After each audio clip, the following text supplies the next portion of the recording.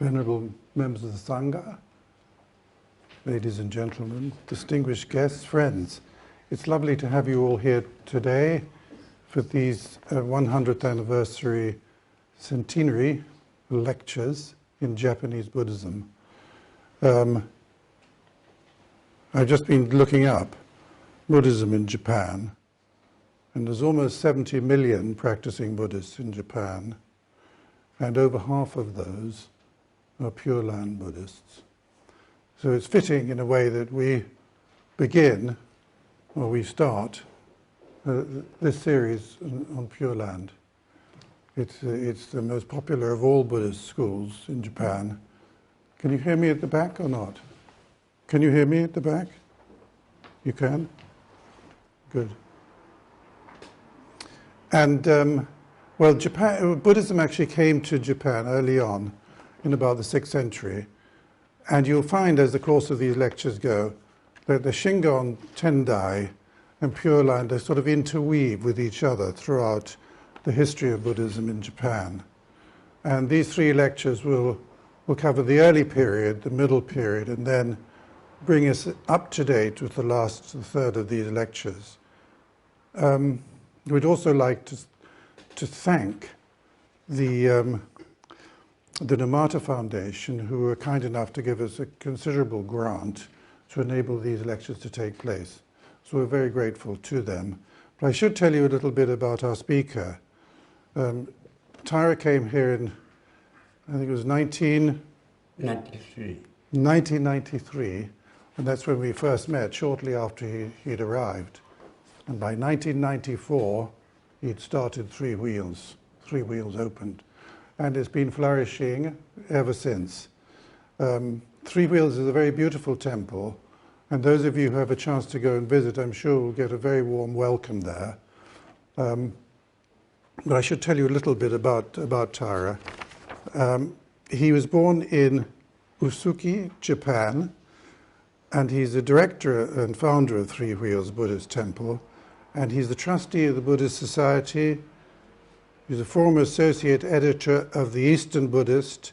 He's a former full professor of Otani Women's University in Osaka, Japan, and a former professorial research associate at SOAS here in London.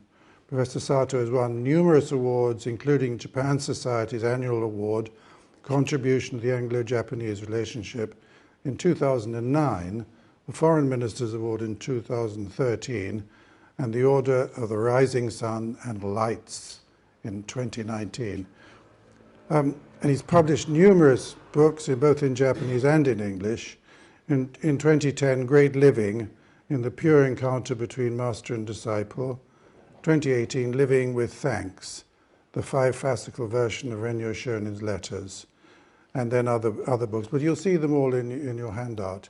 And I said earlier on, those of you who have difficulty following Taira, you have the full text of the talk there in front of you, and there will be time at the end of the talk to ask questions. So as the talk goes along, make a little note, things you want to ask, and please do ask. It's also hoped that that you'll be able to attend all the lectures, or some of you, at least if you can't come, at least online.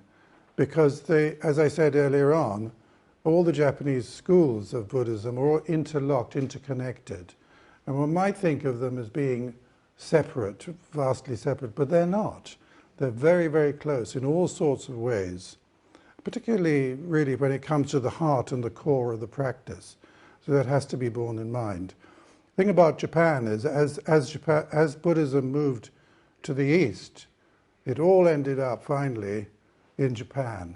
So if you look into Buddhism in Japan, you'll find all the schools of including Indian Buddhism, preserved in one way or another, either in academic forms for study or actually practiced in Japan still to this day.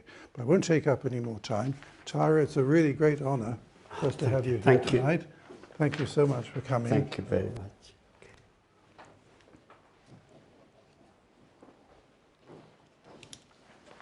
Namanda, namanda, namanda, namanda. Namanda, namanda, namanda.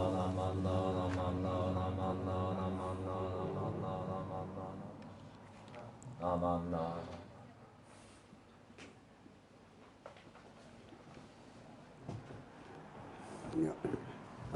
surrounded by much so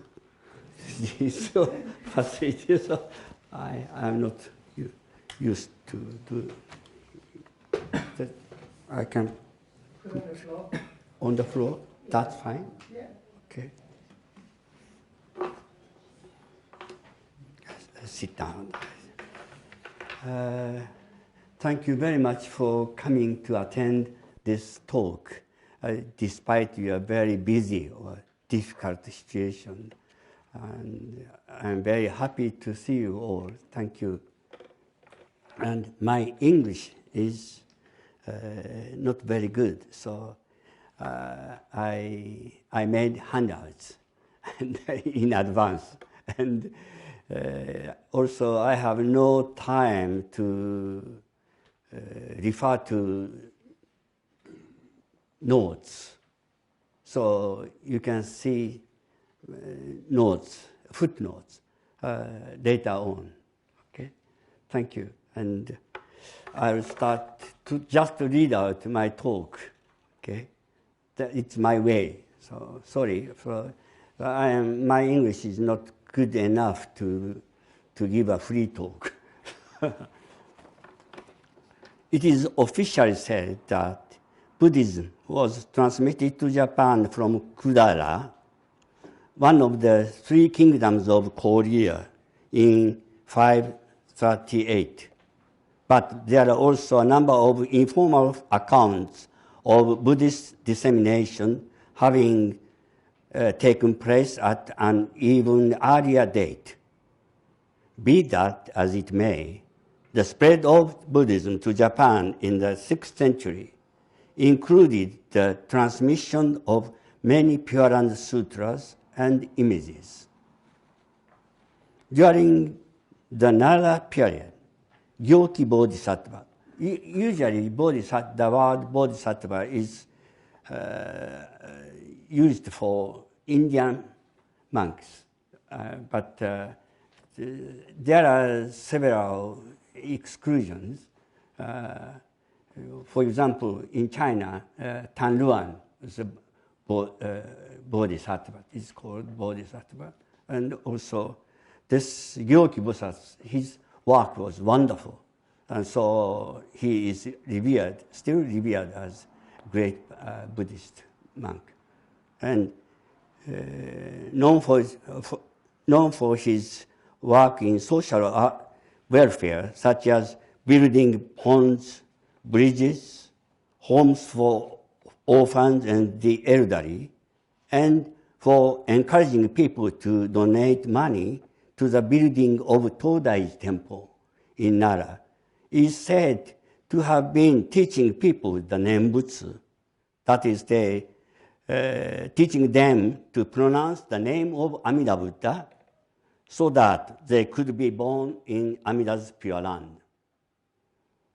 In the Heian period, the Nenbutsu of Pure Land Buddhism was practiced by Tendai monks on Mount Hiei, under the leadership of monks such as Ennin, Ryogen, and Genshin.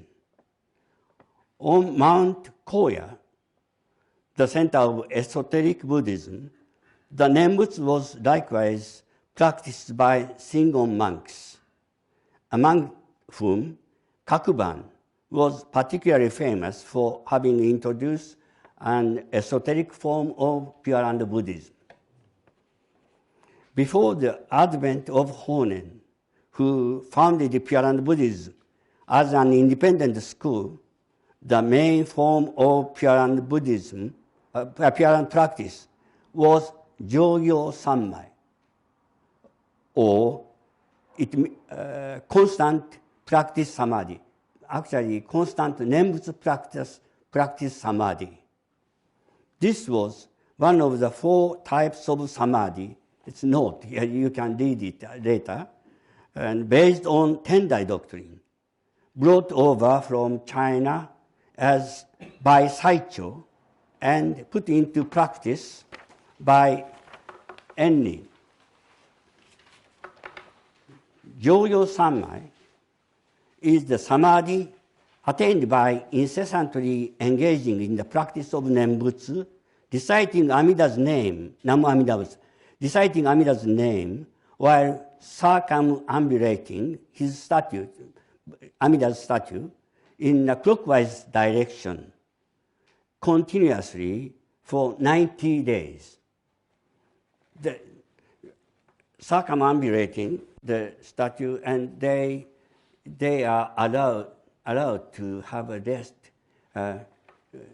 leaning on the rail. And it's a very, very severe practice for monks. For 90 days, continuously 90 days.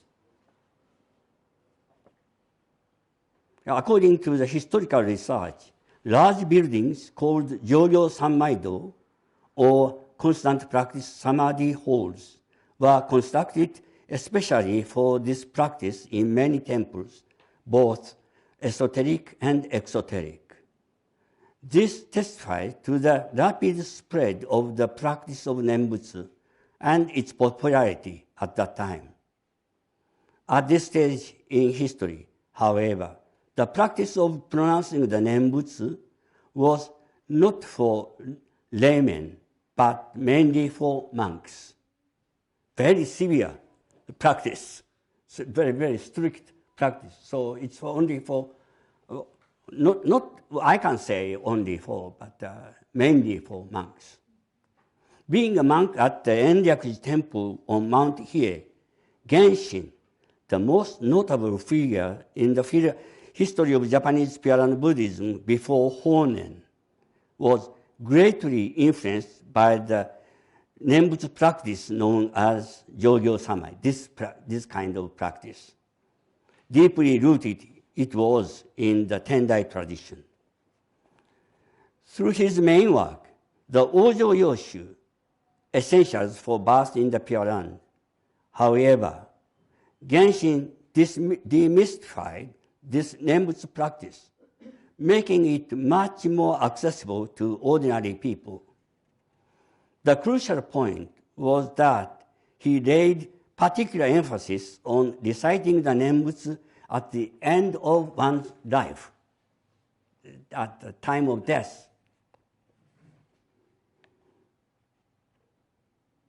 If one pronounced Amida's name single-mindedly at that point, of death, he declared one would most definitely be born into the Pure Land, even if one had not been able to practice the Nenbutsu during one's lifetime as often as monks might have done.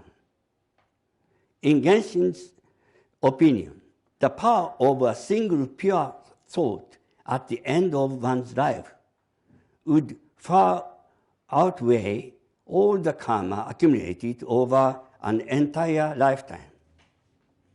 Genshin states in the Ōjō Yōshū, his main work, quote, "It may ask, if all good practices are virtuous and each enables one to attain birth in the Pure Land, why is it that only the teaching of the Nenbutsu is encouraged?" In answer, I would say, when I now encourage everyone to practice the Nenbutsu, I do not mean to set aside the various other good practices. What I mean to say is that Nenbutsu is not difficult to perform for either man or woman, either high-born or low-born, whether walking or staying, sitting or lying, and no matter when, where, and under what kinds of karmic conditions. Moreover, when anyone is on their deathbed and desire to be born into the Pure Land, no practice is more accessible than the Nenbutsu, unquote. Based on the conclusions reached in the Ōjō Yōshū, Genshin organized Nijugo Sanmai-ko,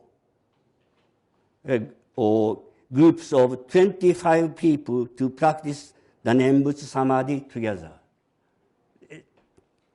Each group formed a single unit, 25. And the 25 members would help one another practice the Nenbutsu, especially in the last moments of life. Whenever one member of the group lay on his deathbed, his Dharma friends would come around and, as good friends, encourage him to pronounce Amida's name. Namo Amida Butsu, Namo Amida Butsu, all together. Nam Mandav, Nam Mandav, Nam Mandav, Nam Mandav. They pronounce the name together and encourage. It's his finger, it's some, string is connected to Amida's foot.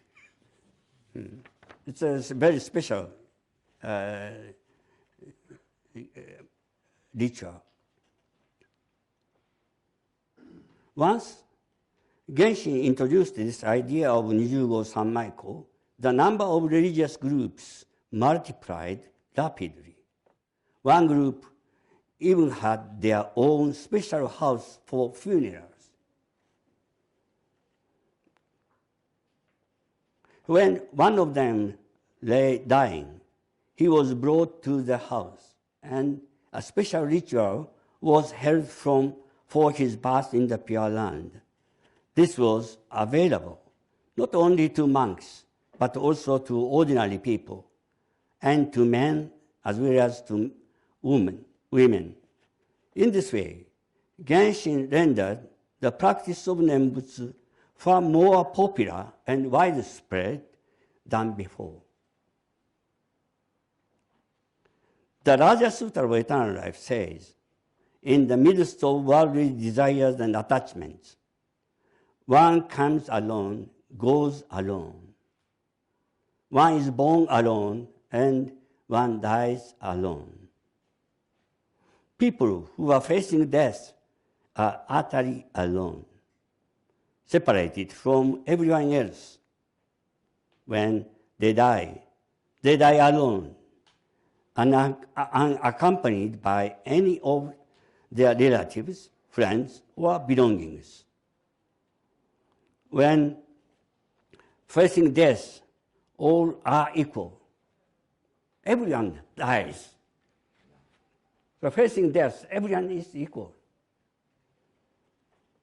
So through Genshin's emphasis on the importance of the actual moment of death, the idea of birth in the Pure Land, simply by way of the Nenbutsu, became far more accessible to everyone, no matter whether they were an ordained priest or lay person, high-born or low-born, male or female, rich or poor, wise or ignorant. It was with the advent of Honen, also known as Genku, the preeminent founder of Japanese Buddhism as an independent school.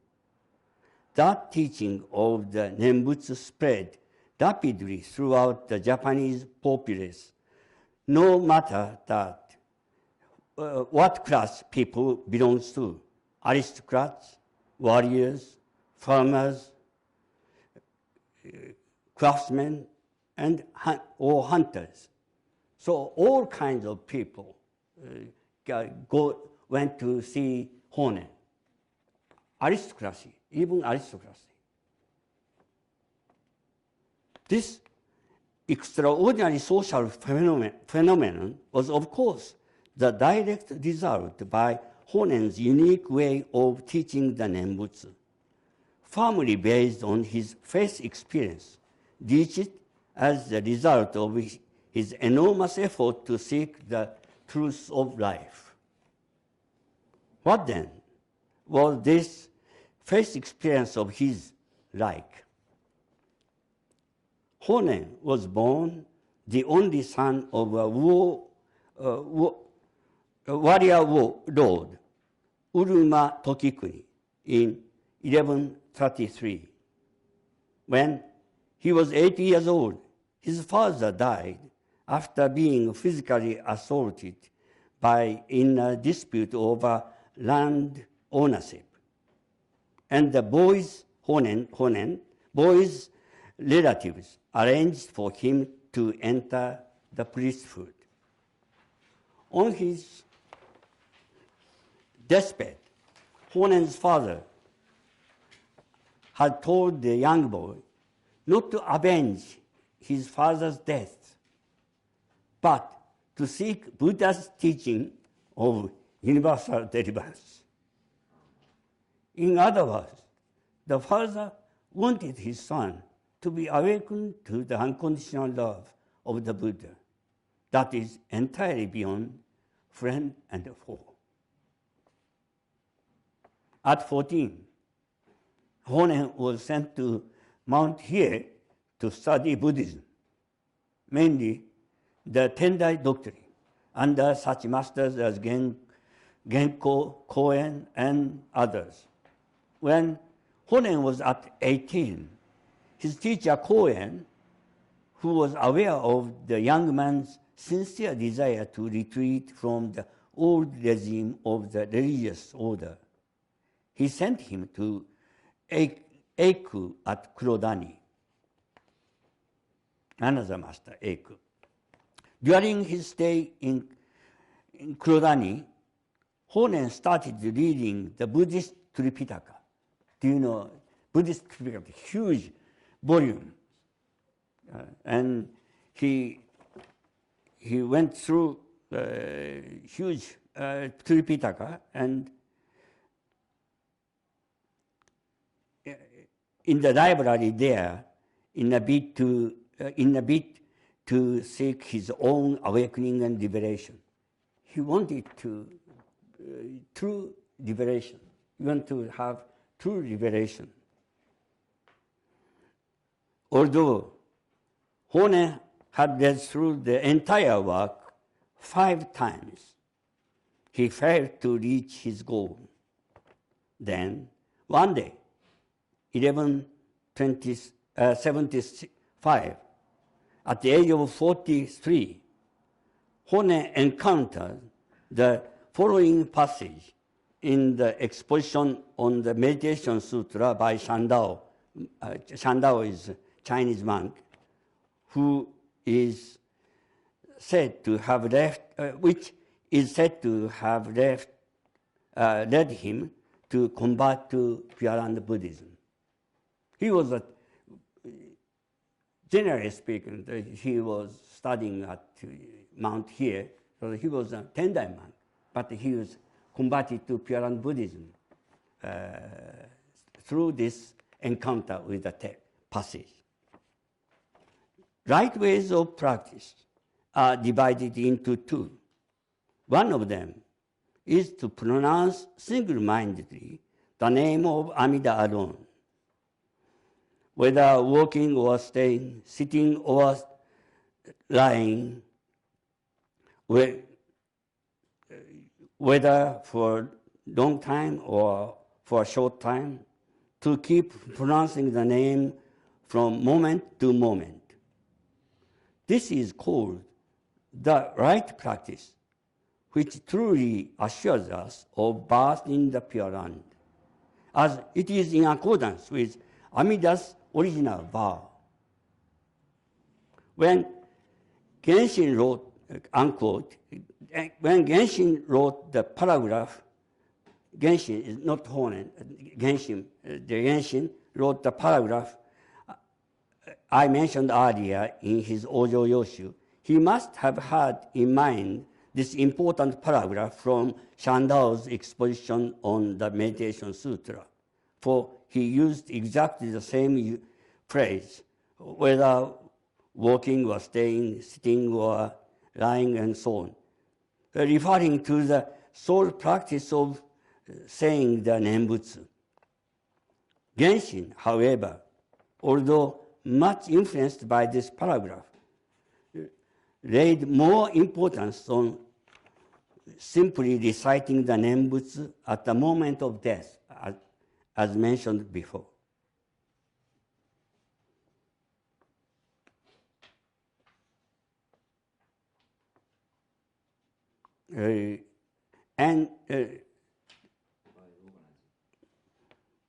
by organizing the Nijugo Sanmaiko, or groups of 25 Dharma friends practicing the Nenbutsu, as previously mentioned. In the case of Honen, however, what caught his attention was the last sentence. This is called right practice, which truly assured us of attaining birth in the Pure Land, as it is in accordance with Amida's vow. Why? One might ask, can such a simple practice of saying Amida's name, Nenbutsu, make us attain birth in the Pure Land? Because it is promised in Amida's original vow. According to my interpretation, what was important about Honen's encounter with this paragraph by Sandao was that it brought about Honen's awakening of faith in Amida's vow or other power.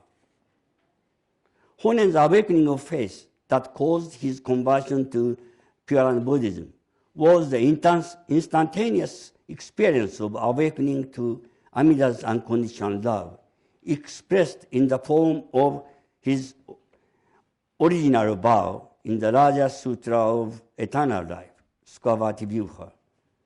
In the Pure Land tradition, it is called the one-thought moment of faith. The awakening of faith takes place in one thought moment. This instantaneous awakening of faith is experienced in the here and now, or, if you like, in the eternal now, not at the moment of death, in daily life, here and now.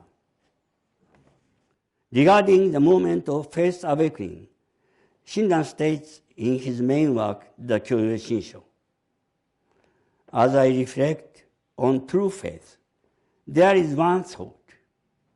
One thought is the shortest possible moment in which faith reveals itself, and feeling of joy, incomprehensibly great, is manifested.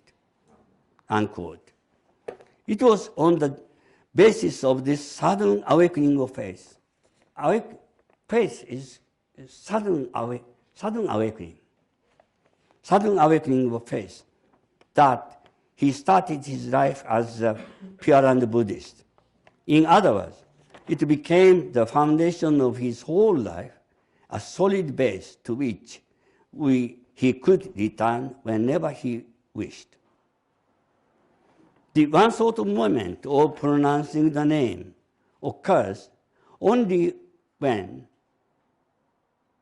not only when one is on the point of death, but any time when one finds oneself awakened to the unconditional love of Amida Buddha that embraces all, forsaking none. So when this unconditional love, absolute love, if he feels it, he can entrust himself to the Buddha, to this unconditional love.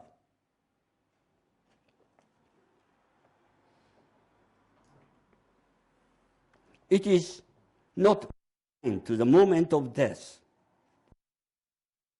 It is Amida's unconditional love deep in one's consciousness.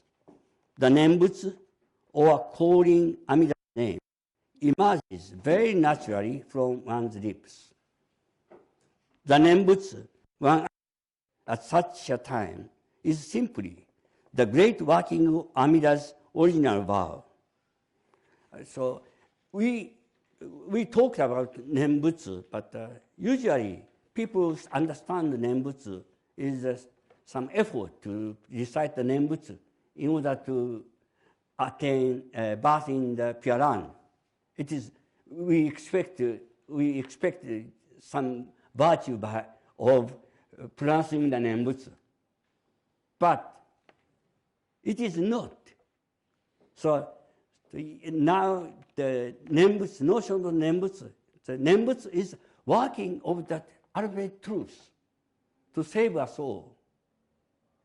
That is the meaning of the Nenbutsu Shinran wanted to say. So, regarding this Shinran, the quotation of my regarding quotation. No, quotation regarding this moment Shinran states.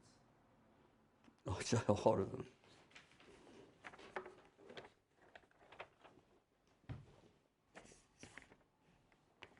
Yes. Sorry. So regarding this statement, Shinran state in the Tannishō as follows. This is a quotation from the Tannishō, sayings by Shinran Shonin. Quote, at the moment when the thought that moves you to pronounce the Nenbutsu is awakened within you, believing that your birth in the Pure Land is attained through the inconceivable working of Amida's original vow, you instantly receive Amida's compassionate definite that embraces all, forsaking none. You should realize that Amida's original vow never discriminates between old and young, good and bad, and that faith alone is what is essential. For the vow was originally made for the people of saving, purpose of saving all sentient beings burdened with karmic evil and burning with the flames of blind passions. Thus, when you entrust yourself this original vow, no other forms of goodness are required, because there is no goodness that can surpass the Nenbutsu, nor need you fear any form of evil, because there is no evil powerful enough to obstruct the working of Amida's original vow. My master Shinran, this is a quotation of Shinran saying. This is chapter of the Tannishō, a record of lament over divergence, a collection of Shinran saying edited by Yuyen, one of his disciples. Whereas Shinran's main work, the Jōdo Shinshū, is an insightful and profound document that has been very carefully thought out and organized in such a way as to reply directly to academic critics and queries.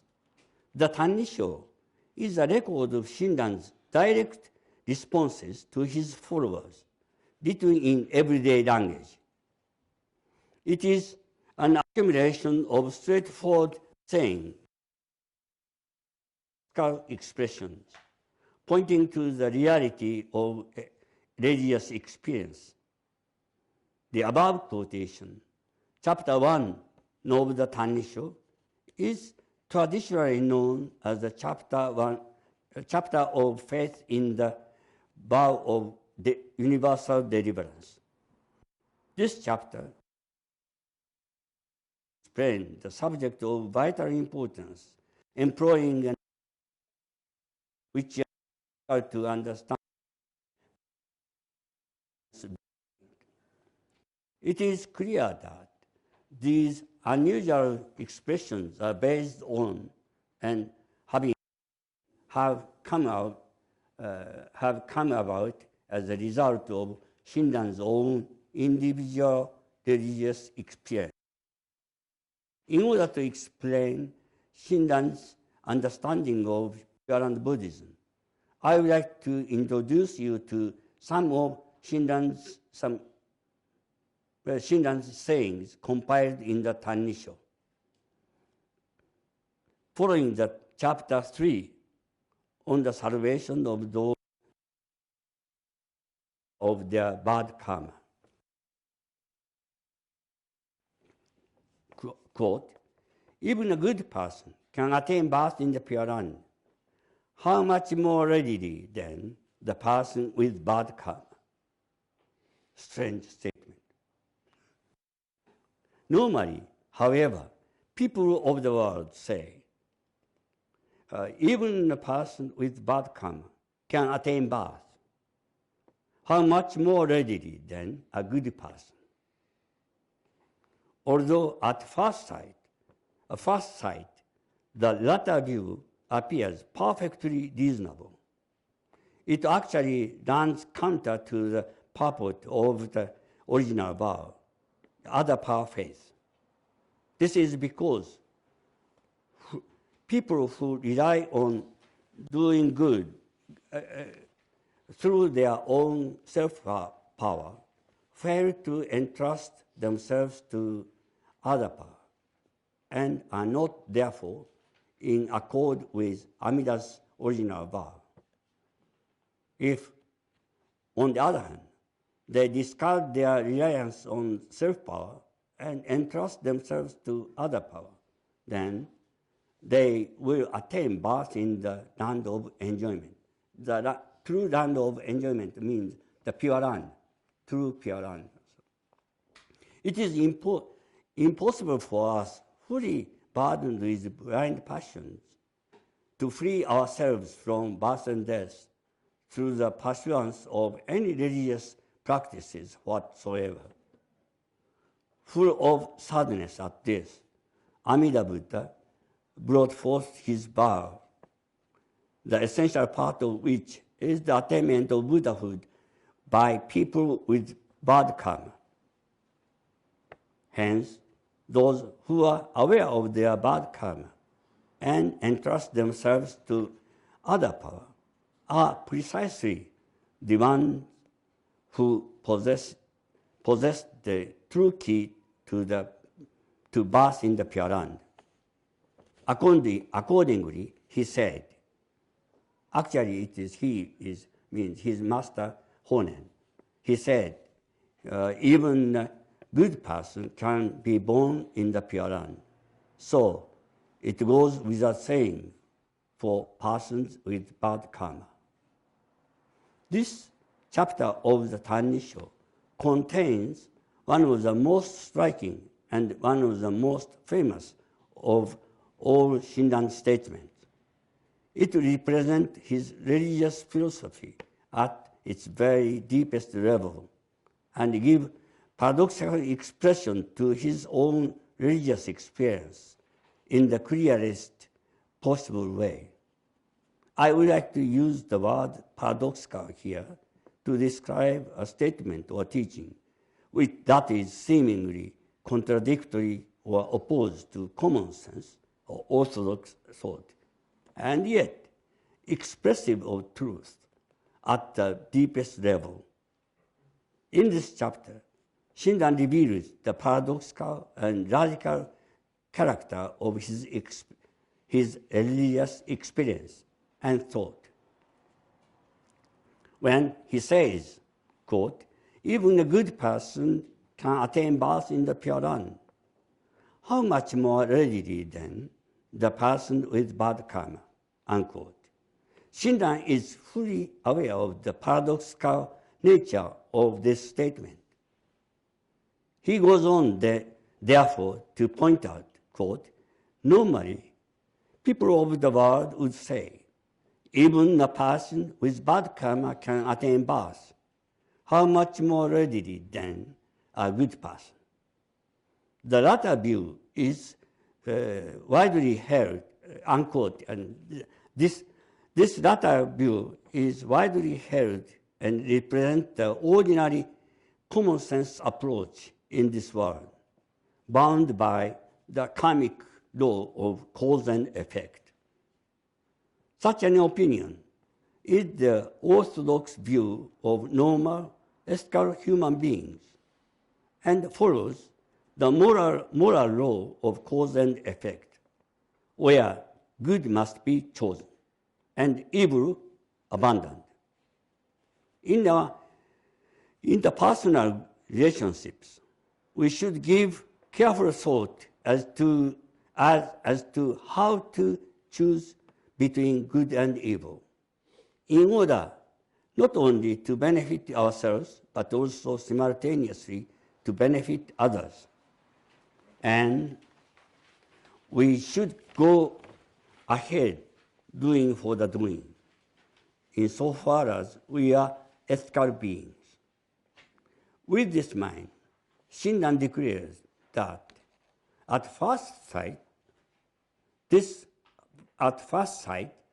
latter view appears perfectly reasonable, because, unquote, because it is an ethical view based on the karmic law of cause and effect. It seems reasonable and appeals to people's common sense. It is, however, not the religious view in the true sense, but rather an amalgam of morality and religious aspiration. Shinran therefore goes on to observe, actually it runs counter to the purport of the original vow, other power faith. The ordinary view of salvation is ethico-religious. It understands religion from ethical viewpoint, constrained by a relativistic worldview. In other words, it approaches religion through the lens of ethics, whilst remaining subject to the limitations imposed by dualistic morality. Such religious belief is imbued with ethics at every turn, and is, in fact, quasi-religious, and a sharp variance with true religion and true intent of the original vow. For Shinran, the essence of Buddhism and true religiosity is pure faith in the other power, the power of the original vow. He draws a very clear distinction between this and any ethical effort based on one's own self-power. Shinran continues, quote, "This is because people who rely on doing good through self-power fail to entrust themselves to other power, and are not, therefore, in accord with Amida's original vow." When one reads these words, one should not forget that the ultimate concern here is how to be born in the Pure Land. The whole sentence concerns one's birth in the Pure Land, one's religious salvation. Those who rely on self-power can't entrust themselves wholeheartedly to other power, even if they claim to entrust themselves to other power. As long as they rely on their own self-power, their faith is not pure. They have yet to become fully aware of being embraced by Amida's original vow. This being so, Shinran Shonin goes on to say, quote, "If, on the other hand, they discard their reliance on self-power and entrust themselves to other power, they will attain birth in the true land of enjoyment." Human life is ethical and should be governed by ethics. Shin Buddhists no way sets out to denigrate ethics. On the contrary, it pays great attention to moral considerations. And Shin Buddhists are so taken up by the ethical considerations that they actually have a heightened awareness of all matter of problem in the moral sphere. according to Shinran's religious philosophy, they could truly solve such problems only by taking refuge in Amida Buddha. Taking refuge in Amida Buddha is become selflessly entrust oneself to Amida Buddha. This selfless entrusting, so it means the collapse of self-centered consciousness. Become selfless. It's a pure faith, awakening of pure faith.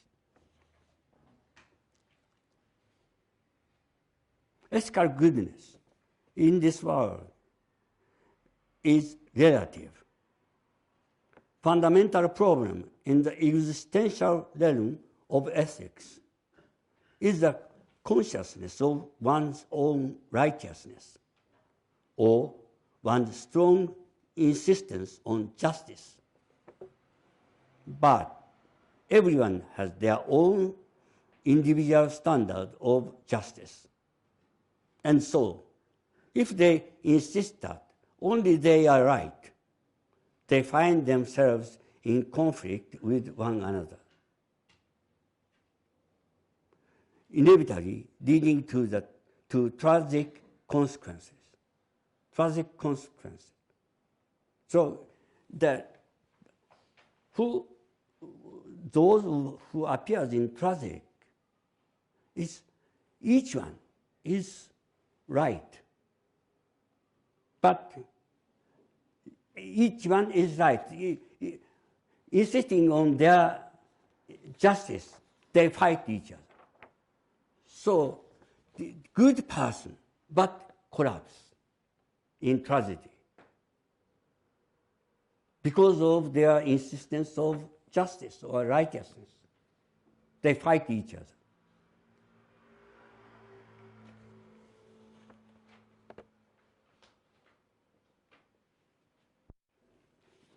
In this way, Shinran spoke of his faith experience to his followers, purposely giving paradoxical expression to it. It is said in the Shin Buddhist tradition that the notion of true faith consists of two aspects of awakening: awakening to oneself, or the third reality of one's karmic existence. Secondly, awakening to the Buddha, or his unconditional love that saves all sentient beings without any discrimination. The moment we awaken to Amida's unconditional love, we are also awakened to the third reality of our own karmic existence. And yet, the moment we are awakened to our karmic reality, we are likewise awakened to the Buddha or his original vow that promises to make all sentient beings attain birth in the Pure Land, without exception. Analytically speaking, this faith experience seems to comprise two kinds of awakening, representing two sides of the same coin, two aspects of the one sort of moment of the awakening of faith. Buddhism is a religion of awakening. In Buddhism, the very essence of faith, Buddhism talks about faith, but in Buddhism, this faith lies, the essence of this faith lies in awakening, which we Buddhists shouldn't forget it. That is very important aspect. We are aware, we are awakened to the unconditional love of Amida Buddha. We entrust ourselves to Amida Buddha. That is awakening. The element of awakening is very, very important. Because we are awakened to the unconditional love of Amida Buddha, that embraces all beings without discrimination, even those as heavily burdened with karmic evil as ourselves. That is the reason the good people can be saved. Why not bad people? We entrust ourselves entirely to his great compassion. In Shin Buddhism, the concept of faith also includes this element of entrusting the self, omakasesu in Japanese, entrust oneself. And also, very importantly, since the faith experience of awakening and entrusting is instantaneously attained, it has the meaning of deep. I have no time to talk about these elements. So faith is awakening and also entrusting and also deep, sudden experience. In this context, let me quote a short poem by Asahara Saichi, a Shin Buddhist poet who composed over 10,000 poems during the last 18 years of his life.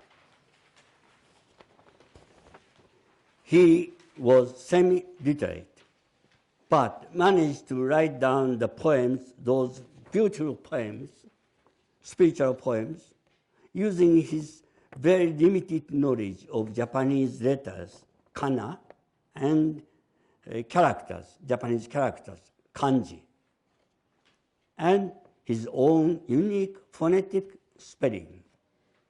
I have no time to explain these things at the moment, but each poem has an immaculate expression of Saichi's own faith experience.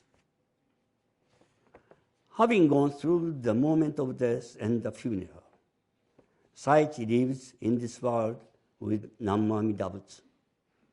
Saichi is Amida. Amida is Saichi. In Buddhism, the original meaning of Nammu Amida Butsu is I take refuge in Amida Buddha.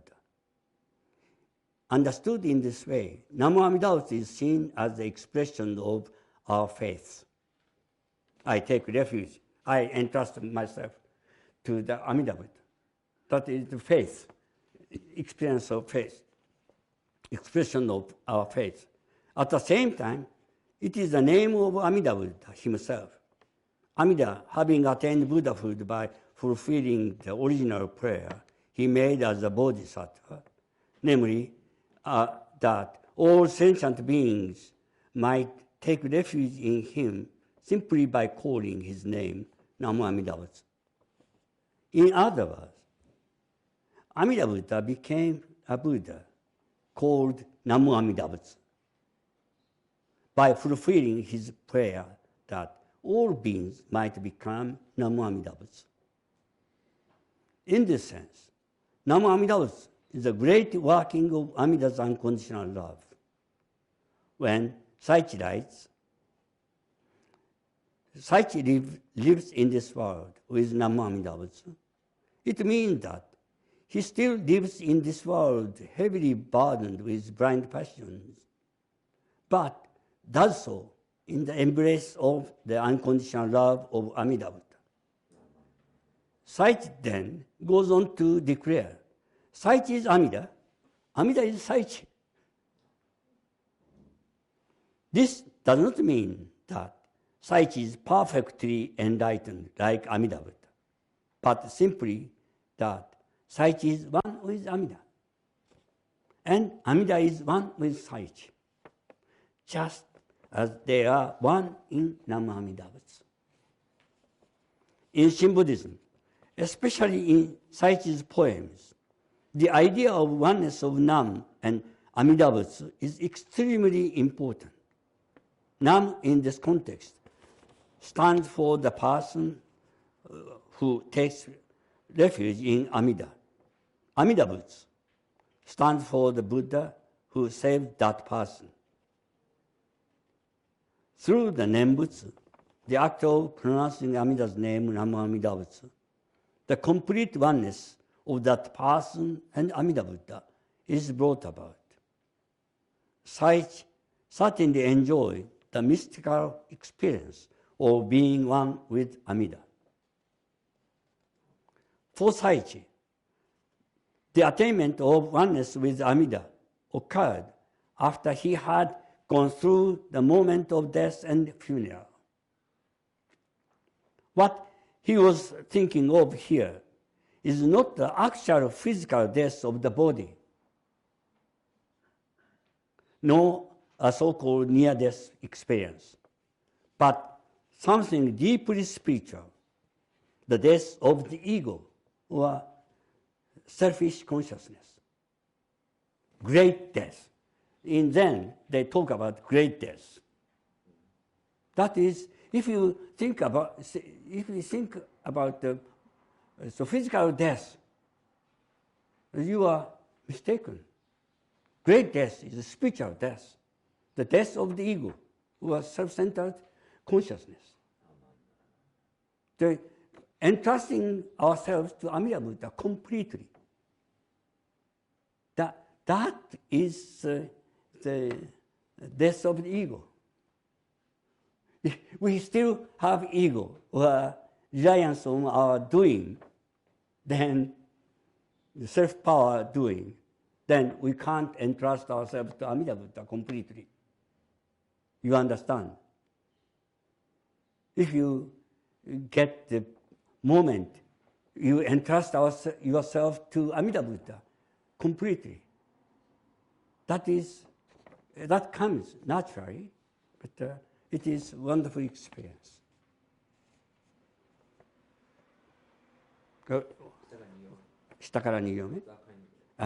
After this kind of death, Saichi says, Saichi lives in this world with Namu Amida Butsu. Namu Amida, Namu Amida, Namu Amida. He's the geta maker. So geta, do you know the wooden cloak? How do you say? Sandal, yes, wooden sandal. So he geta maker. So he's making geta. He was always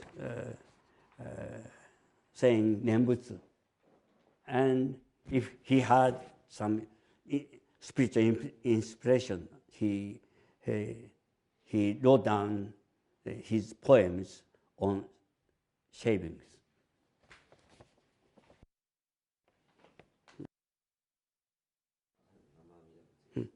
Namu Amida Butsu is great working of Amida Buddha, in which Saichi is Amida, Amida is Saichi.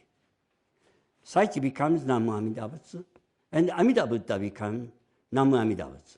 Thus, Amida and Saichi are one in Namu Amida Butsu. Great working of the Buddha's unconditional love. Unconditional love, I repeatedly say unconditional love. It's a dai, muyen no dai. Yes, muyen no dai. And the love which is not limited by condition. Unconditional love. At this deep level, Saichi is experiencing eternal life, way beyond the confines of birth and death. The life he now lives is an eternal life, newly bestowed upon him through his pure faith in entrusting himself absolutely to Amida Buddha, the Buddha of eternal life. Another poem by Saichi reads, "If you want to die, do so, this body. Even if you die, I will not die. I go to the Pure Land, living in Namu Amida Butsu." Wonderful poem, isn't it? If you want to die, do so, this body. I will not die. I go to the Pure Land, living in Nenbutsu.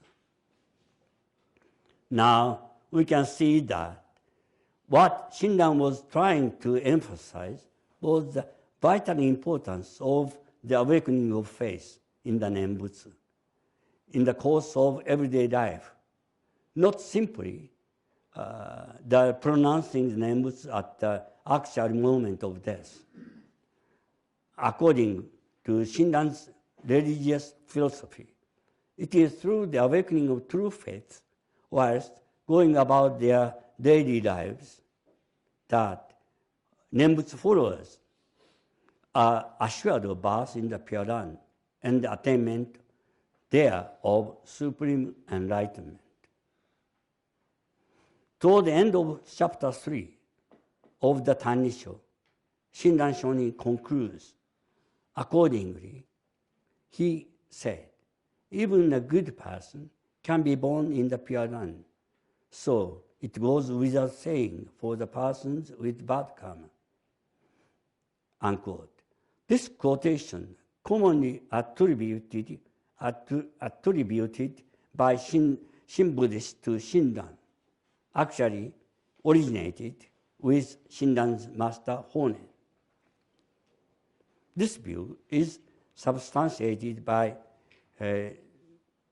Daigobon Honen Shonin Denki, a biography authored by Honen's disciple Genchi, who constantly attended his master during the latter's final days. Please read the notes later. An examination of the Tannishō, but especially chapter 2, revealed that Shinran maintained an unwavering dependence or trust in Honen Shonin throughout his entire life. Chapter 2, next is the quotation from chapter 2. It's interesting. So, quote, each of you, so Shinran Shonin taught his disciples in Kanto district. And he left at the age of about 20 years. And he left the Kanto district and returned to Kyoto. And a lot of problems occurred after his departure because they lost their master. So confusion. There was a huge confusion, and they visited Shinran Shonin in Kyoto. At that time, this is the Shinran Shonin saying to these disciples, each of you has come to see me crossing the borders of more than 10 provinces at the risk of your lives. Your purpose is solely to hear from me how to be born in the Pure Land. If, however, assuming that I know other ways of being born in the Pure Land apart from the pronouncing the Nenbutsu, or thinking that I may be acquainted with some Buddhist text that teaches those special ways, you are concerned to know something hidden. I am afraid you are making a great mistake. If that is indeed your concern, there are many eminent scholars in the southern capital, Nara, or northern mountain here, whom you would be of in order to inquire to your heart's content for birth in the land. As for myself, Shinran, there is nothing else involved apart from simple faith in the Nenbutsu.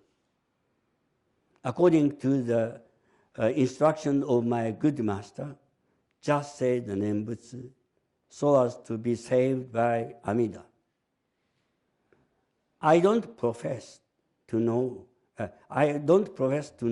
whether the Nenbutsu will really work as the seed that allows me to be born in the Pure Land, or whether it may prove the karmic act for which I am condemned to hell. If, however, by pronouncing the Nenbutsu, I were ultimately to find myself misled by my master Honen Shonin and cast into hell, even then, I would have no regrets. The reason is this: if you are actually capable of attaining Buddhahood by my own endeavors, whilst following other practices, but nevertheless simply pronounce the Nenbutsu and so fell into hell, then indeed I will regret at having been deceived. But I am quite incapable of any other practice, so hell would have to be my abode in any case. If the original vow of Amida Buddha is true, the teaching of Shakyamuni can't be untrue. If the teaching of Shakyamuni is true, the commentaries by Shandao can't be untrue. If Shandao's commentaries are true, the teaching of Honen can't be untrue. If the teaching of Honen is true, how can it be possible for me, Shinran, to say untruths? This being so, it's up to you to choose whether to believe in Nenbutsu or to reject it. Thus spoke my master. Unquote. The first paragraph of this quotation demonstrates Shinran's crystal clear awareness that faith experience is entirely beyond intellectual understanding. If you are concerned, if your concern is intellectual, to know something hidden, go to Mount Hiei or Nara. They are eminent scholars. You can get the knowledge about teaching. So it is, Shinran is very clearly aware of this aspect. Shinran is absolutely convinced of the truth of salvation through faith alone, salvation through faith alone. Certainly brought about, in this case, through his encounter with his master Honen.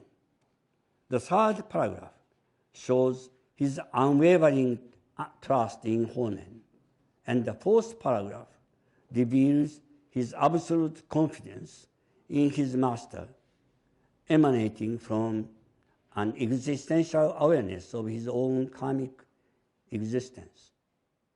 If by the pronouncing the Nenbutsu, I were ultimately to find myself misled by my master Honen Shonin and cast into hell, even then I would have no regrets.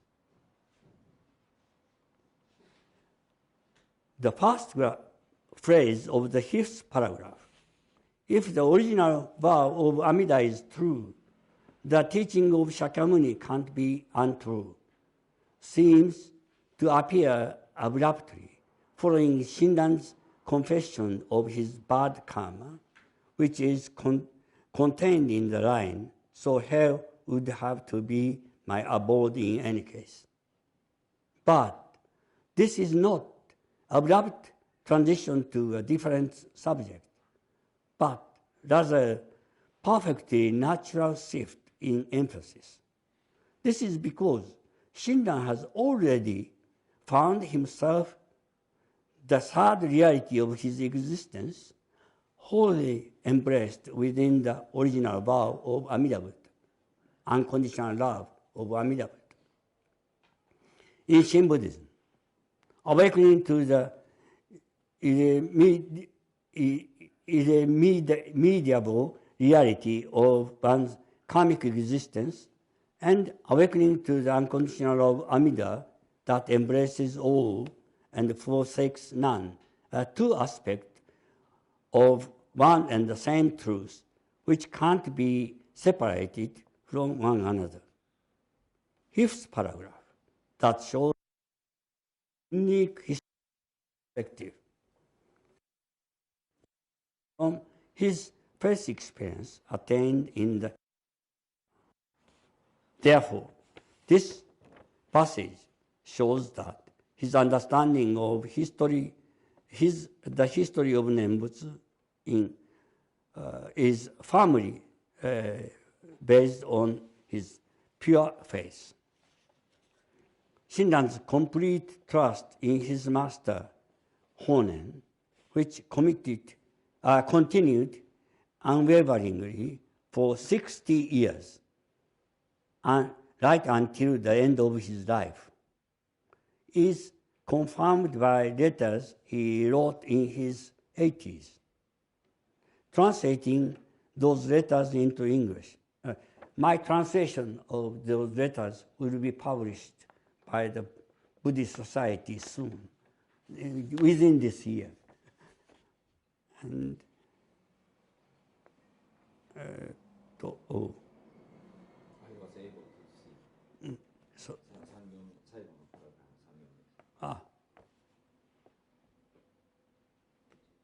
ラグラフ3行です。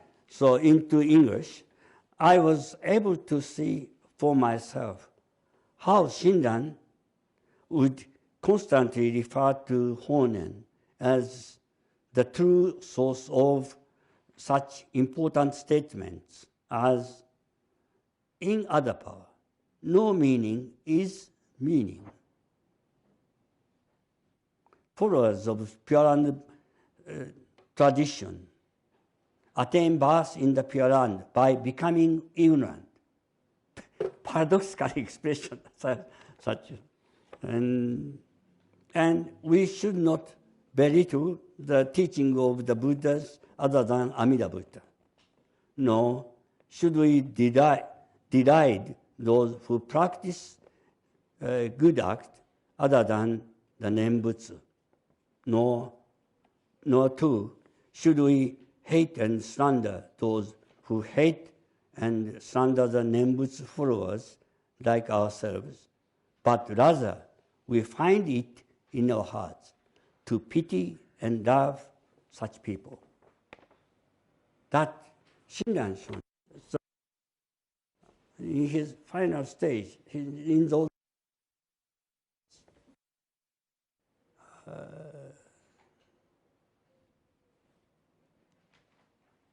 we should pray that those who are erroneous, committed wrong things,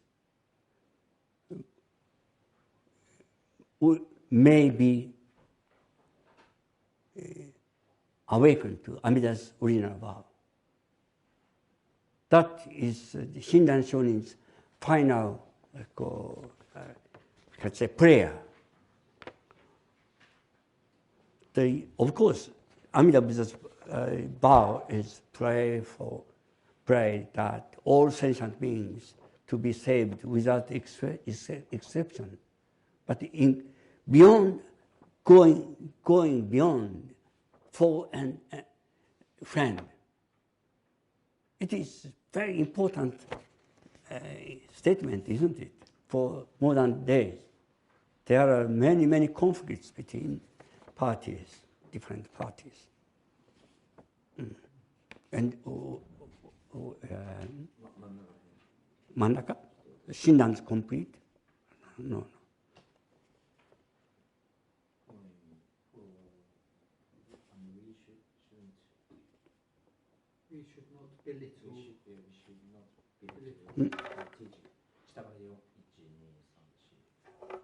Ah, yes, yes.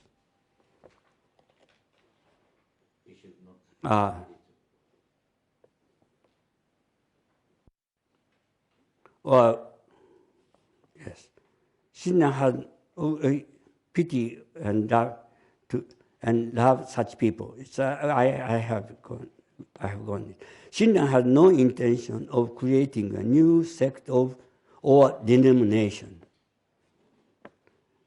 What he wanted to do was simply to clarify the true meaning of the Pure Land teaching he had received from his master Honen. The sole practice of Nenbutsu or Namu Amida Butsu, as many as possible, was believed to be the most important activity of all in the Pure Land school, established by Honen, who would always pronounce the Nenbutsu with deep concentration. In the process of receiving the teaching of Nenbutsu from his master, however, Shinran realized that behind the sole practice of Nenbutsu, there also lay an awakening of faith in Amida's original vow as the primary source of that sole practice. As mentioned above, in reference to Honen's conversion to Pure Land Buddhism, what pushed the latter into take refuge in Amida Buddha was the sudden awakening to Amida's original vow, in which Amida promised to save without exception all those pronounce his name. Faith. Shinran was 29. He was first encountered Honen. And from that day on, until the very end of Shinran's life, at the age of 90, his adoration for and trust in his master Honen remained constant and steadfast. In my next lecture, entitled Renya's Epistolary Teachings, I will talk about how Shinran's faith experience was transmitted to future generations, especially to Renyo, the eighth head priest of Honganji Temple, and greatly revered as the restorer of Shin Buddhism. Namana, namana, namana, namana, namana, namana, namana, namana.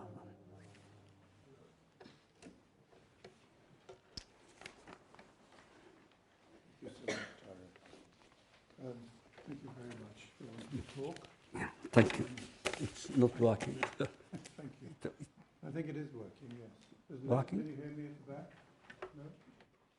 Yes? Okay. Have we any questions from the audience?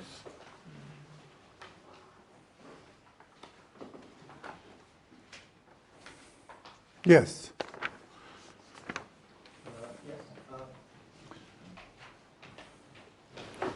Thank you for your presentation, Kono-sensei. I just wanted to know, in page 9. Page 9. Yes.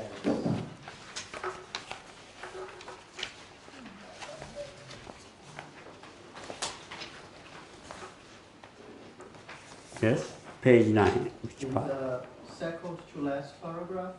Second part. Second to last. Second to last, okay. You talk about entrusting the self. I didn't really understand his expression. So where? Entrusting oneself. Entrusting oneself, yes. What is the meaning exactly of entrusting the self here? Entrusting oneself. So entrust one's whole being to the unconditional love of Amida Buddha. Entrusting oneself absolutely to Amida's unconditional love. If you feel the Amida's unconditional love is the working of the ultimate truth. And if you feel the unconditional love, then you entrust yourself to this working. So it comes suddenly. Yes. And so what you asking about the meaning of entrust? No, entrusting the self, which I just found interesting, because it's not one self, it's the self. So I wanted to understand this. Why you chose the wording the self? The self. Yes, rather than myself or yourself. Oh. Pedro was asking about the distinction. There was any.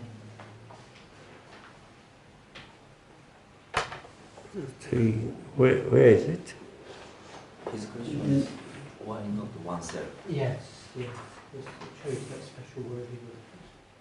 その entrusting the self って書いてるのはなぜですか? Where is it?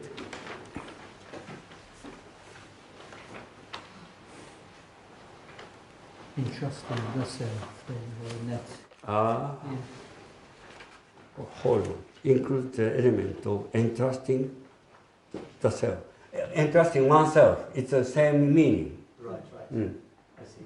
So the self is, so I use the word self, but the self is not permanent entity.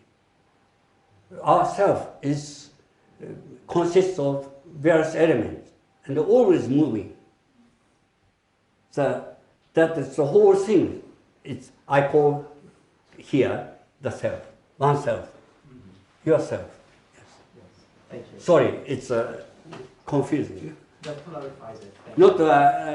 Not something positive entity. No, not at all. I think because of the time and because and we're having a reception afterwards and we've got 2 more lectures, we can probably have 1 more question for tonight from the floor. And we can have more questions next week. And I'm sure you can put them on, if those of you who can't attend, you can put them in the little chat box in the, on the screen. And my lectures is developed in a sense, yes. So more, what I wanted to say is the death of the self. That is awakening of the faith. Awakening of faith experience is selfless. It's becoming selfless, and the death of the self-centered consciousness. But it is more clearly stated in Renyo's teaching. So I'll talk about Renyo's teaching next time. Thank you for attending this lecture. If no one has any question, Mm. I'd like to share my... Yes, that'll be fine, that'll be fine. Let me give you that. Thank you very much, Reverend Sato, for your wonderful talk. When you were talking about the moment of death, I remembered my father who passed 2 months ago.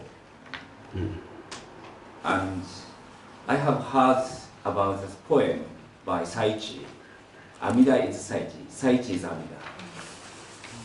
If he said his master is Amida, Amida is his master, I can understand entirely.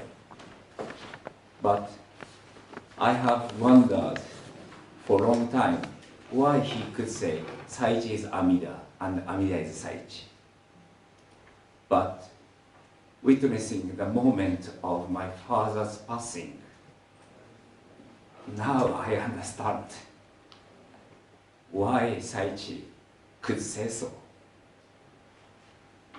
The moment he passed away, he entrusted himself to Amida Buddha. Then he became one with Amida in no self. So I really appreciate it. I'm so grateful to your talk today. Thank you. Thank you very much. Thank you. No.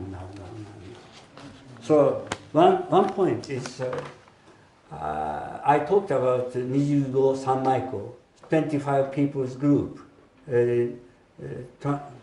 reciting the Nenbutsu together. So I talked about the Nenbutsu at the last moment of one's life. So, it is, the Nenbutsu is always working. At the actual moment of death, so Nenbutsu is wonderful. So his father is actually my younger brother, and he didn't eat and drink at all. He stopped eating and drinking completely. So the people asked him to drink and eat, but he stopped, and just he wanted to hear the sutra chanted by people, his Dhamma friends, and just he became Namavidas. And I felt like Sokushinjōbutsu. So becoming Buddha as he is, living in this world. So it's not the Shin Buddhist teaching, the Shingon teaching, but his way of, he looked like it. He is beautiful. He is beautiful. And in the coffin, I saw his photograph in coffin. He's laughing, actually smiling. It's wonderful. Supported by his master and his Dhamma friends. It's like, I don't deny Nijugo Sanmaiko at all. So it's also very important at the moment of death. Is also very, very important.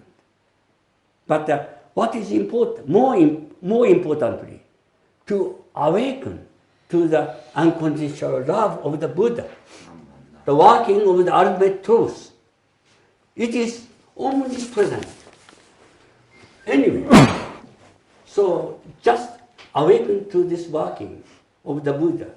We entrust ourselves to Amida. Thank you. I think on that very beautiful note we can finish for tonight. Okay. Thank you. Thank you.